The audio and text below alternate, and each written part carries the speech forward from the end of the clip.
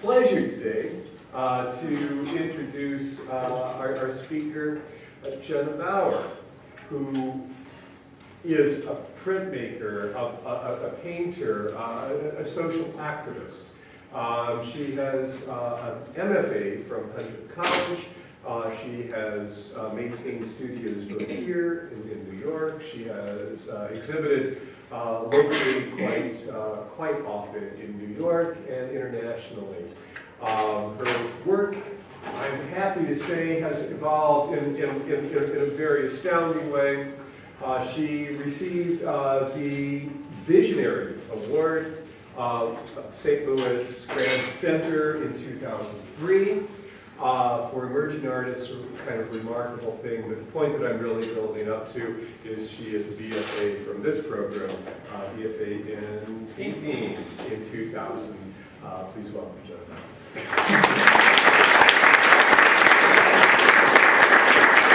Thank you so much. Just a little preview of the way I've designed this slideshow is that towards the beginning, I've really acknowledged my influences, and so I'll go back and forth between their work and my work and how it's been. So you're not claiming your names? Absolutely not. In fact, let me get going here. This was actually, I studied music in high school. I didn't really understand that art school existed until I was cutting through the art department in Indiana, Bloomington, Indiana, to get to my English class. And I said, what are these students doing? They're painting, they're studying paint. So that's when I discovered art school. This is the first painting that floored me in the Bloomington, Indiana Art Museum. So that's why I'm starting here, because it had such an impact on me. The way he takes actual landscapes and stylizes them in many different ways. So this is work from 1999 that I did in the printmaking studio with a 16-inch zinc plate that on the opposite side I had etched a organic sphere. And after going through the process of acid biting, I realized I could flip the plate over and ink it up completely and print it on canvas. So I did this sort of as a color study, as you'll see in the next few slides. This piece is called Sunsets in Television. So after the composition was done, I titled them to give them a little bit more of an anchor in reality. I call it Sunsets in Television because I had picked up the canvas in the center and it created this kind of art rays coming out from the center, and the colors were very crass. It reminded me of obnoxious commercials. So Sunsets in Television, and it's stretched on 1x12s. This is called Gold on Everything. And it started out as a color study of yellow and transparency and printing, but after it was done and I decided to stretch it on such big stretcher bars, I decided that it would be a stand-in for the sun. So it's called Gold on Everything. This is called Crust. It's a study in brown, but later when I arrange the work, you'll see that it's kind of a stand-in for the crust of the earth with like soil colors. And this piece is called Deep Blue Under. It's the largest of the 5, and it hangs in the center near the ground. And this is called Silverback. And Silverback is a mature mountain gorilla whose hair turns silver on his back. So this is just black ink and silver ink. So maybe Do you remember your old log information? This is how I arranged them outside of the Crotty Brooks Gallery. As you can see, Deep Blue Under being low to the ground, things referencing the sun up in the air, and things on Earth kind of in the middle. This is a piece, an installation called Tundra. It's kind of abstraction, but I built a landscape. Cranberry leaves are red, and they usually appear on the horizon in a tundra. Pieces in the sky are gray or yellow or sky blue. It's a very double pixelation of a landscape. Just out of college, I made this on my own press in 2001. I made the center panel on 9/11, so that's how it's very easy for me to remember the date. But to me, and also a spoiler alert, some of my work I'm going to explain on many levels. Some I might breeze over to save time.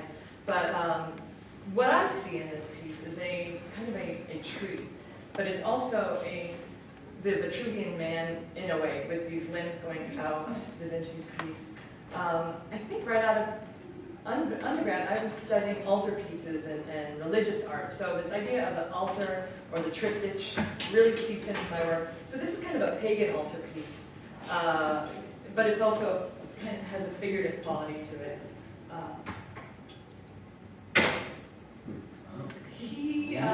I spared the gore, but I've kind of begun to understand his work as a search for meaning.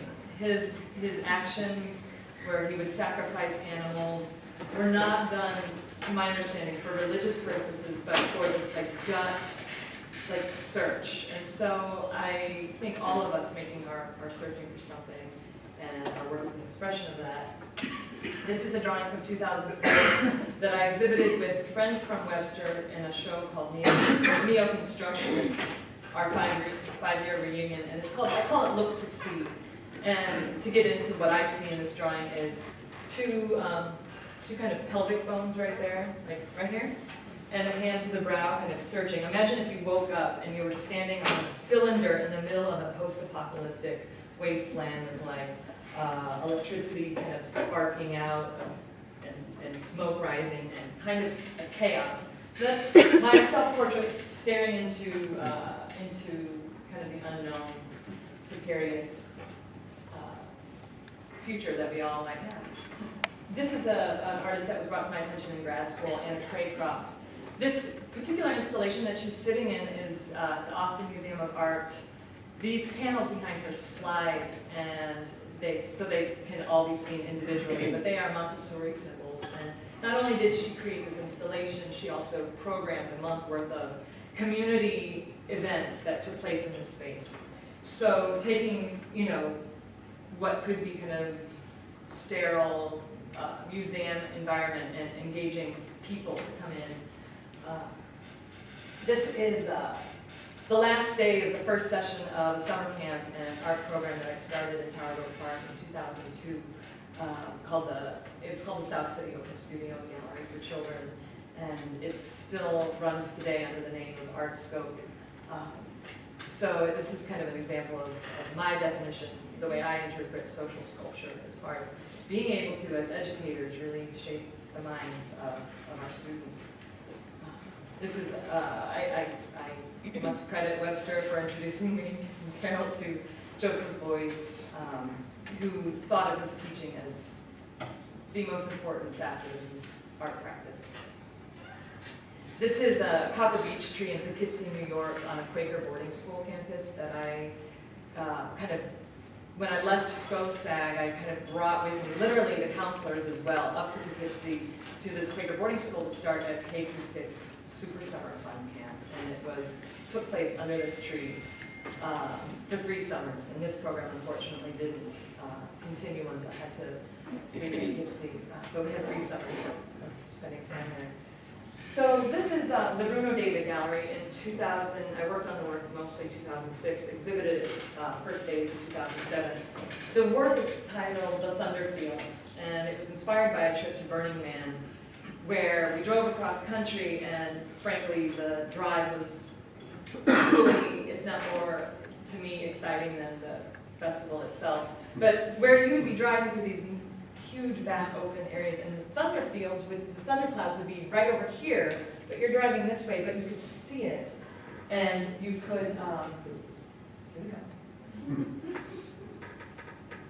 You could see it, but you wouldn't be driving through it. So it was this isolation of the thunder cloud kind of inspired this work. It was a 4 walls, 360-degree installation of 53 pieces, where there are, and it's using that printmaking process, but in a more refined, focused way of actually having the squares represent an object in the landscape. There's the thunder system on the right. The back wall was kind of an homage to just the sun and light. But you can see back here, there's a horizon line, and there you got a little horizon line action. So throughout the installation, you saw that you were in a landscape. This is from my studio, just kind of an overwhelming, thunder clouds kind of overwhelming, simple field.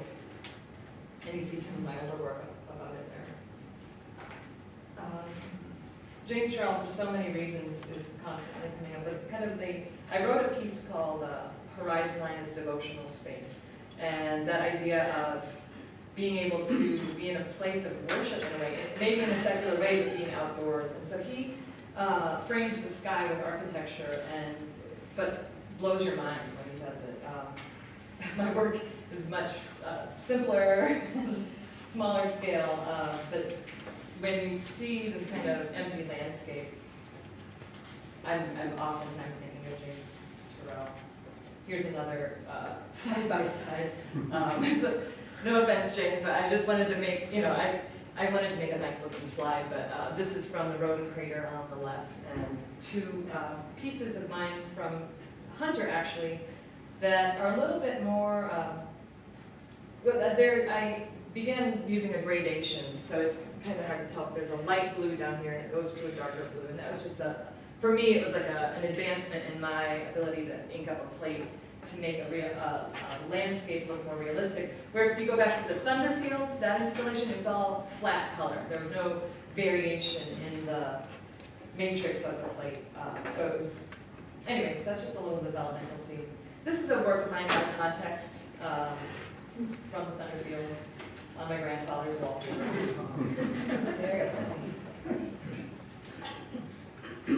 I studied independently with Jeff Asian art, and I learned about the Monoha and the Gutai movements in the mid-20th century in Japan, and both in their own way believed that inanimate objects had spirit, and this has really crept into my work, letting the material just be, and this is a piece that is, I believe, crude oil and had quite an aroma in a welded tray, and that is it. It's very reflective. The Gutai, on the other hand, was more aggressive in its interactions with the material. Instead of letting it be, they attacked the material. The piece on the right, Challenging Mud, Kazuo Shiraga got his body weight in clay and wrestled with it as a performance piece until he was exhausted and the clay was exhausted. And that was the piece.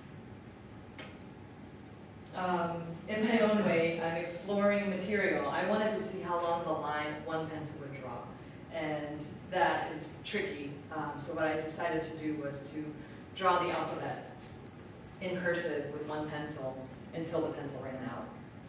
When I do things like that, I often save the shadings and revisit even what was left over of the pencil in other works. Not from this piece, but another process drawing that I did. Anytime I got a colored pencil that needed to be sharpened, I would sharpen it and make a line with it or scribble with it, kind of a color indexing process. I would then take the shadings and try to kind of primitively kind of grind the shadings into the paper to exhaust all of it instead of letting anything go in the garbage. So this is actually a long series of works because I couldn't exhaust all the shadings on the one page. Hiro Yoshihara is the founder of the Gutai, and he wrote the manifesto, but his paintings were always a circle. I have a lot of respect for him, even though he didn't attack the paint and he didn't do the things that the Gutai artists did. He was the founder of that movement. And this is the piece that I made in 2004. Books don't do that. Sometimes the wind will blow and close. So this is a body of work that I did in 2004 called As If Everything Becomes One. As Everything Becomes One. And it's this notion, I did these in my studio, so they're not done plein air. And it's this idea that the grass can become the wind, and the wind can become the hill, the blade of grass, the cloud.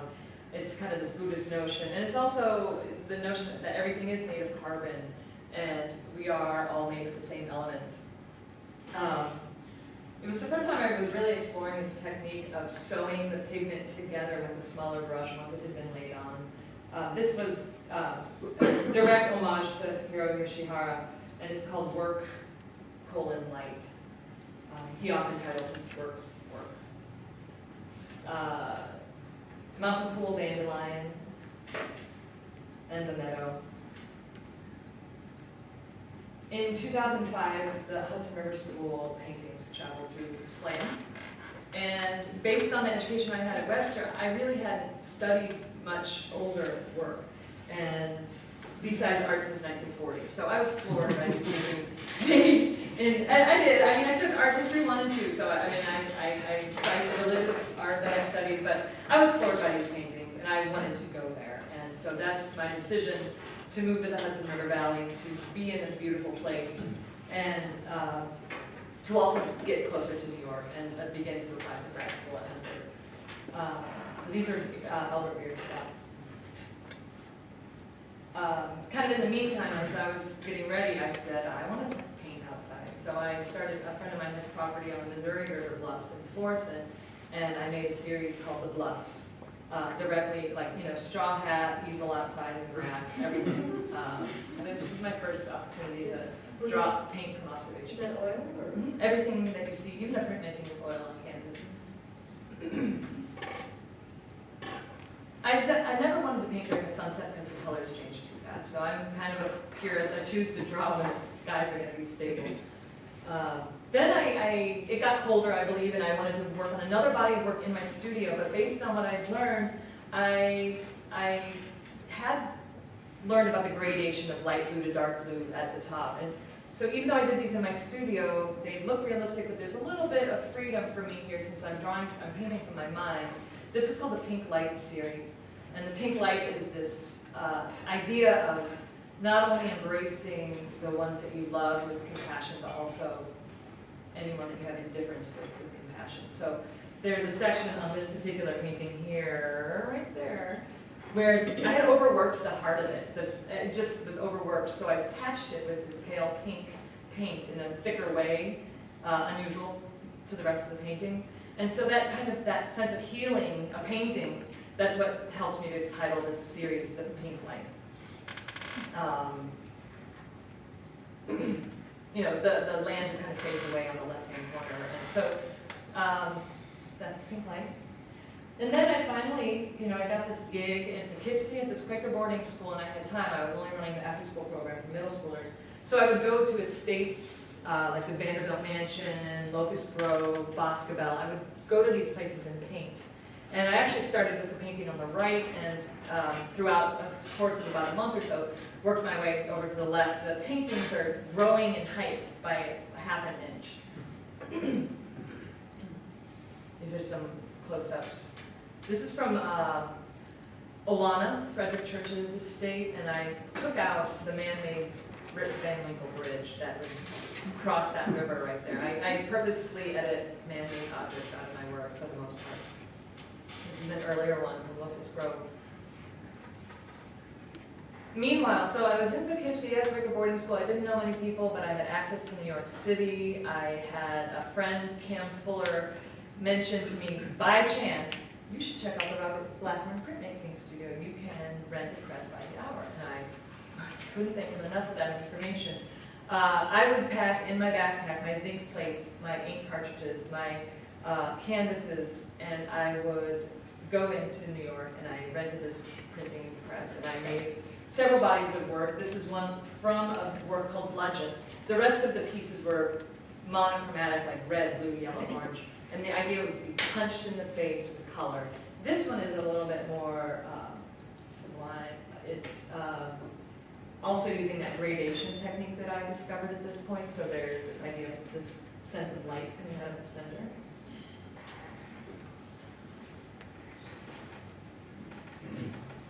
So I was doing a lot of printmaking, but then I kind of reached a point where I was ready to paint again. And I didn't know what to paint, but I knew I wanted to paint. So I started painting colors.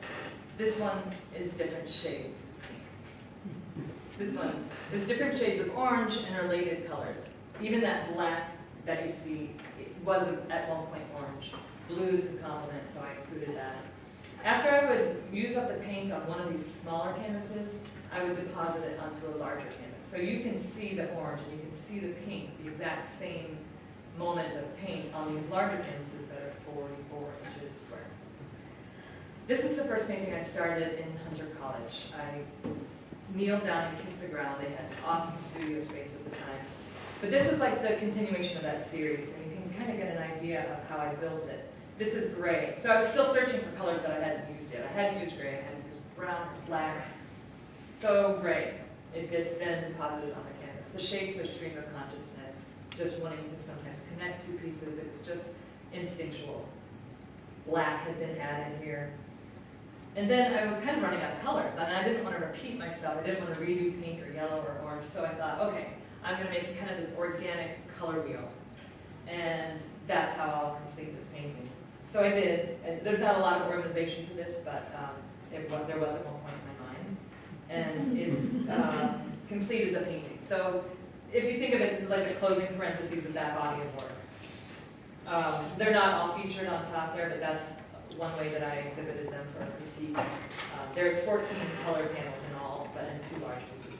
They're called Leg Up on the left and Big Heart Face on the right, based on shapes that I see that I identify them with. So you see kind of the blue leg, and you see kind of big heart face, right in your face when you're looking at it. Right there. I was, my work is sort of autobiographical in what I'm doing at a particular time. I was taking a drawing class, so I was going through my supplies and really thinking about what I had at, 35 years old in New York City. What had I accumulated? And through the process, I had divided out my drawing implements, and these are all pencils, graphite gray pencils. And I lined them up like this and happened to have those shelf rack, those shelf whatever attachments. I happened to have that plank of wood. They happened to line up perfectly. So I love serendipity.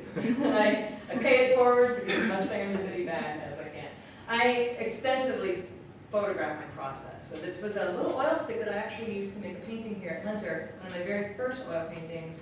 I don't buy a lot of oil sticks, but this 2-inch thing was hanging around my studio and I was tired of it. And so I had a blank canvas, and so I just exhausted that thing, what was left of it, onto a canvas and took pictures of it. It's one of my favorite colors. During a visit back to St. Louis, I made the trip to my grandfather's house, who was deceased, but in the back of the basement, I found a box of chalk. And one of the chalkboards that I used at Schosack was actually built by my grandfather, and on the back it says, made in 1952. Well, I figured he made that for my father, that chalkboard. It's now in Tower Grove Park. These chalks had to have gone with that chalkboard. So, again, I kind of go through this sort of nerdy little moment with my materials, and I found these, obviously it was one stick at one point and had been used, and I just love the way the pieces don't fit together after, 50 years, 60 years. And I kind of went through this, I had to do it. I had to use every piece of chalk once on a piece of paper. If there was 2 pieces, I would use each piece. So sometimes there's 2 colors in yellow, and then I would just kind of cut back to that grinding this stuff into the page feel. I was just wanting to be with the chalk. And so this is probably the better representation of the work is this photograph, not the individual drawings. But it does demonstrate the brightness of a piece of paper. At one point, I found an old tube of paint, but it was all I had with me out in fluorescent to work with, so I got it open, and I documented it. It was still very hard to paint, but very this is one of the drawings I made right before starting to pack up my studio in Hell's Kitchen and move back. I was just documenting everything I had. Oh, I'm showing that again. So I wanted to continue with my love for the Hudson River School. And I was, meanwhile, going upstate on the train almost every weekend. I had weekend shifts to cover at the dorm at this Quaker boarding school for a while. So I had reason to be on the Hudson, the Metro North, going up to, past these beautiful landscapes. And so I started another project for myself. A friend had given me these small canvases, about this big, with a board underneath the canvas. I stretched them with canvas, so that's unusual for me. But I would do this one-for-one reproduction of a Hudson River School painting. This is one of my favorite paintings of all time, Kindred Spirit. And I just, in the same way that I was just creating pink and yellow arbitrarily. Now I had a goal in mind, which was to match the hue from one of these historic paintings. I'm showing this one all by itself without the match, so you have the opportunity to see it without knowing, well, I've already told you what it is, but I'm always, the question for me is like, how are these works interpreted if you don't have a background? If I'm not there and there's not a plaque explaining the process. This was very strong. This painting is about 5 inches square, 6 inches square. This is one of my favorite paintings of all time. It's a late kind of humorist Hudson River School painting called The Lost Balloon. So he's William Holbrook Weir. This is quite large. I think it's 50 by 60 inches. I made 3 very large pieces. And as I made those 3 large pieces, I allowed myself to really stop the process and stop to a point where you're left with more abstraction. Open from interpretation. This is a cave painting, Buddhist cave painting from China. And I was taking a devotional art in situ class. And I found this contradiction between Buddhist readings and thought and their paintings. Their cave paintings are overwhelming. You can't find peace when you stare at this. It makes me nervous. And so I was facing, I'm not going to talk too much about my grad school experience. I was facing a second mid-program review. And the first one I was asked to resubmit because I showed a large variety of the work that I had done, and they didn't understand why. So for my second review, I was like, I'm going to make a focused body of work. And so I measured the height of my doorway to my studio, and it was 80 inches. Or I knew I could get an 80-inch square painting in and out. So I had that stretcher built, and I was also getting criticism of why am I always referencing art historical paintings? Why don't you work from your heart? Why don't you do something that's uniquely yours and no reference to art history? So with all of these ideas in mind, I started to paint. And I would spend more time in the studio and maybe apply a total of an ounce of paint to an 80-inch square surface. Some of the gestures, they're all extremely considered. Some of them are actual references to the Buddha, like he had a really long tongue. I also like little moments of optimism in my work. That's like a thumbs up.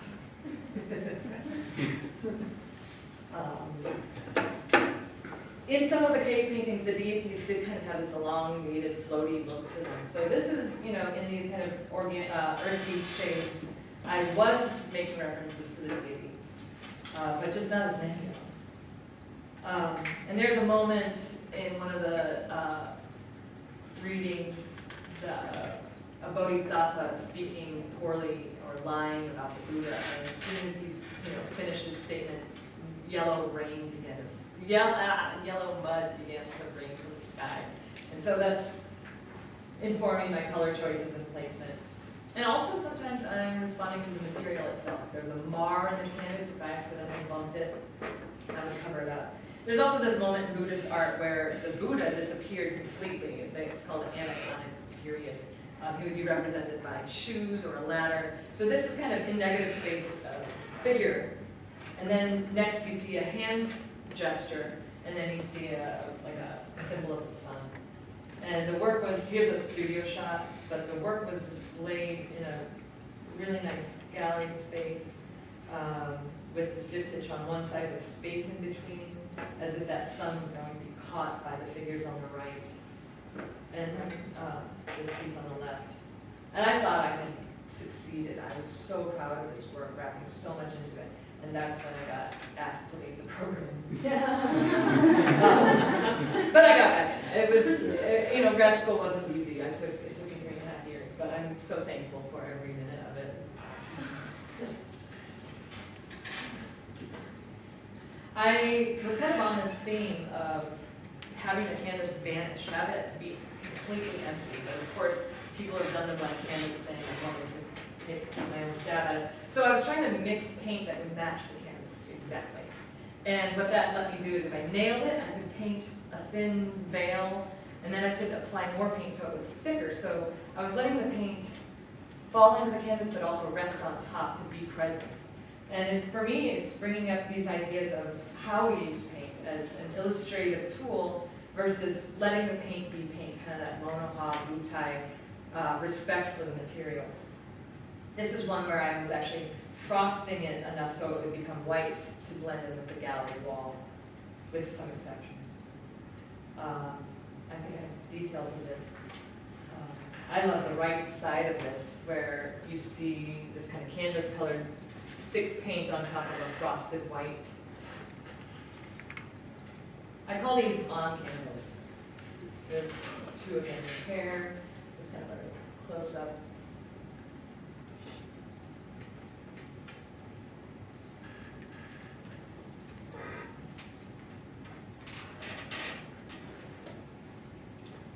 So you have this veiled underpainting and this thick paint on top. So it's almost like, you know, these two forms, these two manifestations of paint trying to like relate and it's so far apart. Then I did a series of these three strange paintings on linen. I call these on linen. Same thing, I was trying to match the shade of linen color.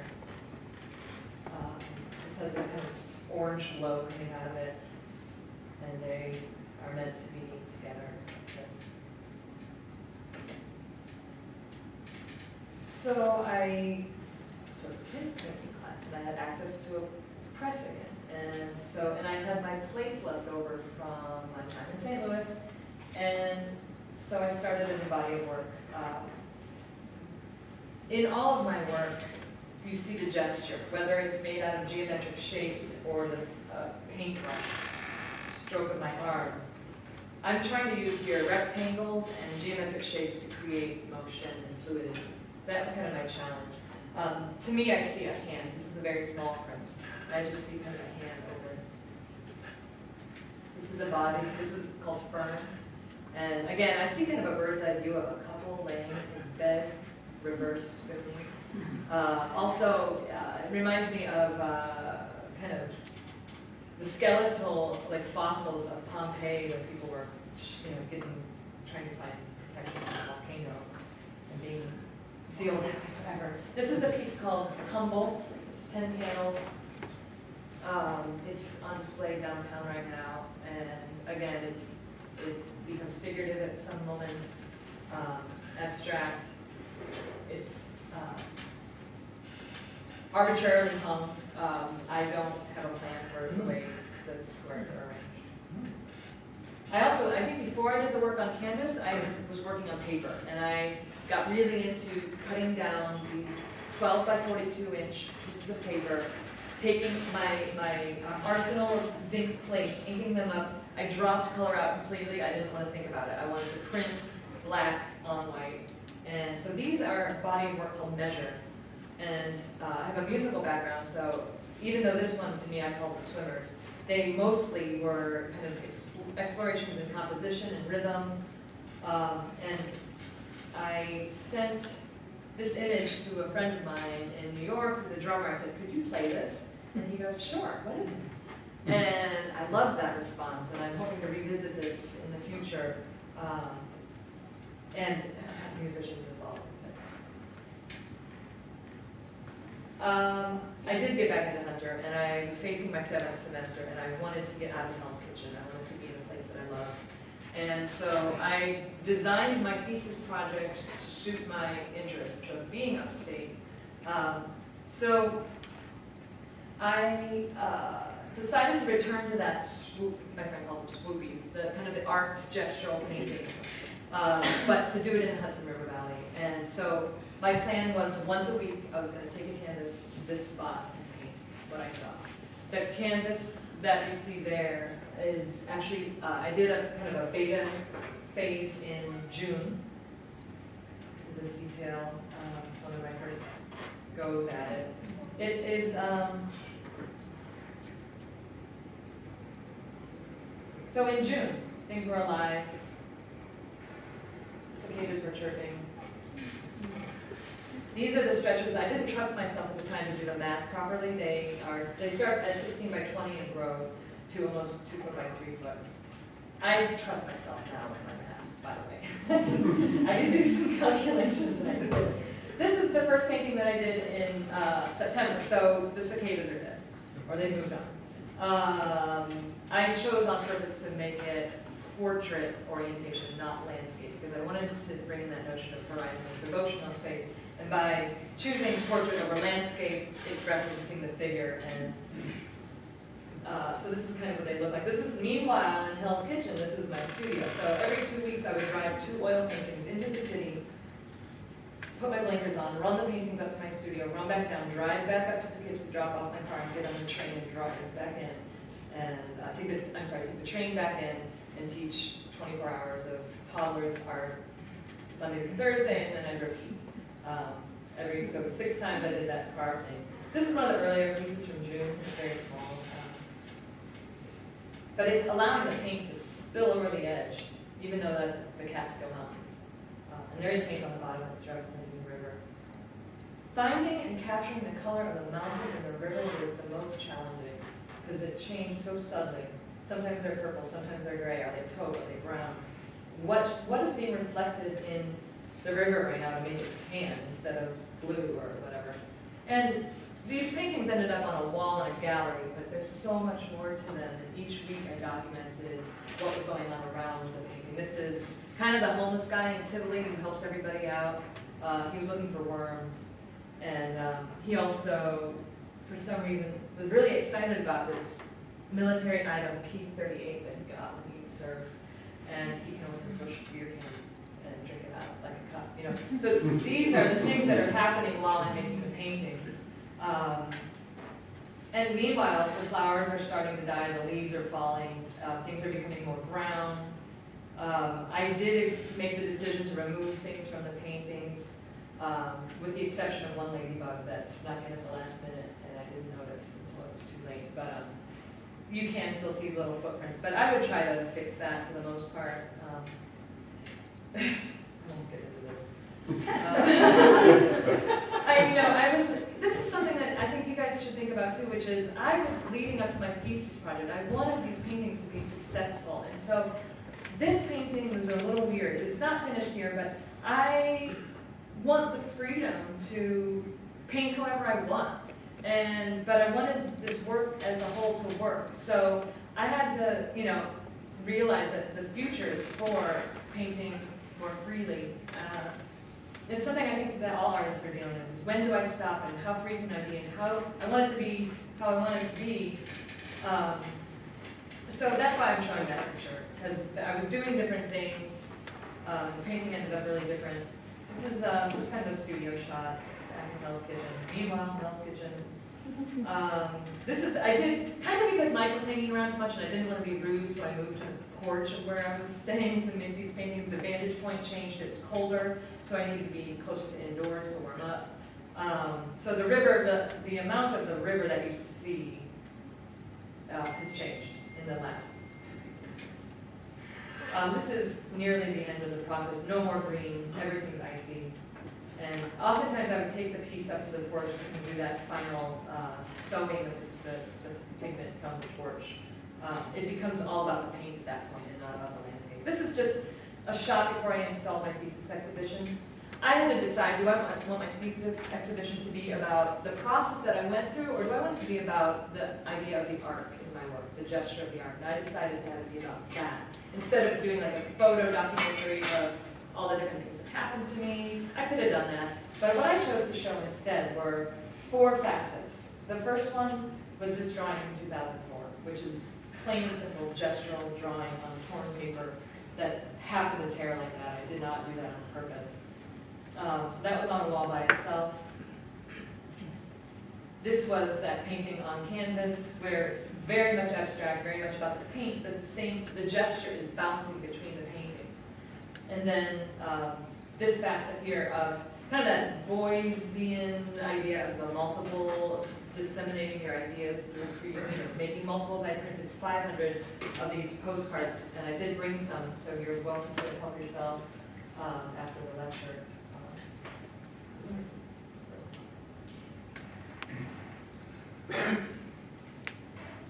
And then the paintings were kind of a crescendo here, growing larger. through the seasons. And you can see the seasons changing so much here. So I had the hardest time putting together the end of my lecture as far as the slides going, and I put this in here just to remind me to take a break, and I realized why. I realized why it was difficult for me, because the next part of my lecture is going to be about the show that's hanging downtown St. Louis right now. That is a span of 1999 to 2015, and it's 43 pieces in it. And I moved back in July. Michael Brown was shot on August 9th. I was living with my father at the time. We were watching MSNBC until 3 in the morning. And my work has always been interpreting where I'm at, what I have access to, what's on my mind. And that has stayed true here with my time in St. Louis. I've since found a studio. Luckily, I'm not living with my dad anymore. This is a piece that I made here in the printmaking studio called As If the Sun Fell. And it's this kind of make the work and then interpret it like tea leaves. And at the time it was Y2K, and everyone thought the world was going to blow up New Year's Eve. And so this was actually showing at a visiting artist, Raphael DeLuzio, organized a show called Art Survivors, Art in the Wasteland at the A.D. Brown building, and this was in it. And it's also kind of a feature for my new show. This is a shot from the gallery. They have these two hanging walls. At one point, the gallery went from being a gallery to being a kitchen supply store, or a salon, and they cut this hole in the wall there. So that's why that's there. But it was, again, serendipity. Solomon Thurman and I, the gallerist, we were hanging the show, and when we looked, we said, check it out. Like this it's like we planned it. There's gallery sign outside there. And that's work from the Thunderfields from Bruno's show in 2007. Just some installation shots. I wanted to have a salon wall, but I also wanted to have moments of isolation for the work. There you see a pair from Throwing Flowers. I don't know if I told you about that. Throwing Flowers was the name of the body of work that I did for that review that got me kicked out. Throwing a long-stemmed flowers onto an altar was part of the rites of passage of a Dalai Lama becoming the Dalai Lama. So I pulled that term and titled my entire piece, the entire body of work, Throwing Flowers. These are boats that I drew while my thesis show was hanging downstairs in Hell's Kitchen in the Hunter Gallery. Upstairs, I knew I was facing a big move. I had a huge gallery, I had a ton of work, and I knew I had 2 14-foot U-Haul cross-country treks in my future. And I do draw boats. These are very abstract, but I believe a boat is the symbol of taking you either out to sea or bringing you back into the port, the harbor. And so, life is always challenging, and so this is kind of boats navigating choppy waters. But also, when it got down to the actual nature of the drawing, it was quite like working with clay. Just like really being there with the materials. I almost forgot what I was doing. I was just responding to the way the charcoal landed on the page. This is also a series of 9. This one is the smallest one. I do it first, second, and these are like 6 and 7. So they grow in size. I do that a lot, just so when it comes down to it, every piece has a unique size. There's kind of a narrative going on here. There's kind of a center piece that's kind of figurative with a kind of robot-y look. There's a horizon line. Things on the lower end are abstract, black and white. Things above the horizon line are generally things that you would see above the horizon, like the poppy from Thunderfields landscapes. These are pieces I did here on that same 16-inch plate, but exploring, again, kind of gesture, but with a brayer instead of the plates that I used later. This is a vertical horizon juxtaposed with downtown St. Louis. This is bringing me towards the end of my talk, and I wanted to talk about, there's that process drawing that you see. The painting on the left is a process painting, and so this piece is hanging behind the counter. This is from Measure, but it had a little flaw in my opinion, and so I brought it into my 2- and 3-year-olds classroom where I was teaching art because we were talking about printmaking. So I was fully prepared for it to get destroyed by these 2-year-olds. They have a blackboard that's low to the ground that they can draw on after they're done with their project. And so I magnetized this to the chalkboard. And in the chaos of hand washing and wrapping up their project, kids were going over to the board and picking up chalk and drawing this little chalkboard. And when they lined up and left the classroom, I looked and my heart melted, and I preserved it in that state. So to me, this is an homage to art education, to my connection with the students.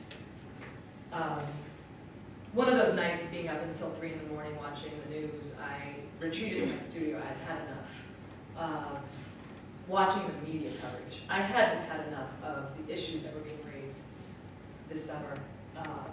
This photograph in the Post-Dispatch stuck out in my mind so much that I found it, I cropped it to a square, and I created this drawing based on it as a meditation to kind of stay on topic mentally, but to be able to do something I love that passes the time in a calmer way than watching Chris Matthews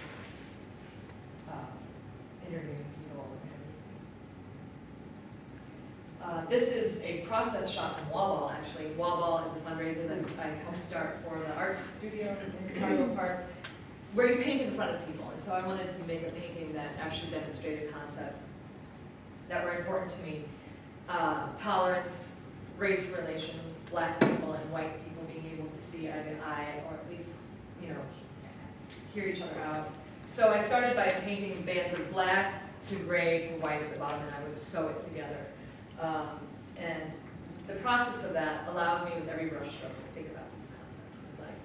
And then I mixed down yellow, blue, and red, the primary colors, a symbol of art education to me, because that's like the most basic. And I would then start blending that into the black, white, gray until we know that the primary colors will make brown. And so that's what you see here. And in the gallery, you might overlook it and have no idea what's going on there unless I'm able to be there and describe the process to you for me. And so a question for you is, how valid is this painting if you don't understand the concept? Does that matter? Museums have plaques, so the description could be there. It's called process painting, black, white, red, yellow, blue. And I'm going to close with this slide because I did not protest. I did not leave. I was here. My father's ill, so I was here adjusting to being in St. Louis and being with him. But we all work in different ways, and my response to what's going on is a bookmaking curriculum that I'm teaching right now at Kennard to second graders, where I actually developed a story to explain the color wheel to 2-year-olds, because I wanted them to learn about complementary colors, and it's fun, and it worked.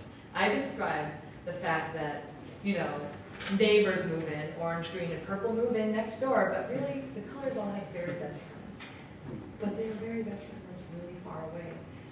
Orange, it's like orange lives in Hawaii, and blue lives in New York, and it takes them 2 days to have a play date, but when they get together, they look really good. And so I would have demonstrations of color interacting, just with construction paper layered on top. And you know how sometimes it's hard to look at color because the intensity is perfect and the colors are perfect complements. Well, I realized that, yes, it's important for kids and for adults to know about color theory, but after what happened this summer, I realized that I could take this story and evolve it to relate to people. And so after teaching about the color wheel to the kids and having them make their personified color wheels, we had a brainstorming session in their classrooms, not the art room, where we just listed all the different ways that people can be different. And these second graders nailed them all. There's like 30 different, rich or poor, black or white, or some people have glasses and some people don't, et cetera, et cetera. And then we brainstormed on all the different ways we could be, how we're universal. And that was a little trickier, but they got it. And if I was teaching this curriculum again to even 4th graders, I'd be like, what inspired this bookmaking curriculum is that Michael Brown and Darren Wilson probably watched football with their families on the weekend. They probably both love the brownies right out of the oven. There's things that we have in common, even though we're totally different. And so the children, are then prompted to start developing stories of their own on these concepts. And they're not all happy endings. And that's just the nature of children being so honest. So I do have plans for future paintings of mine. I'm going to Tivoli, New York in May to make 6 more paintings of the spring instead of the fall. I'm excited this summer to have an intern coming to work with me from MICA, and we're going to build big stretches of freedom paint. I'm tired of all the formulaic processes that I have in my work, and I'm looking forward to not having a plan and still making a painting and having that experience. But I thank you for your time. I think we have time for a few questions. But I'm so grateful for this opportunity to speak to my teachers. And it wasn't easy getting through Webster either, but it was challenging in a nurturing way, you know, and I believe that you teach with your heart, and I wasn't quite getting that from Hunter, but it's still okay. Like I'm still alive.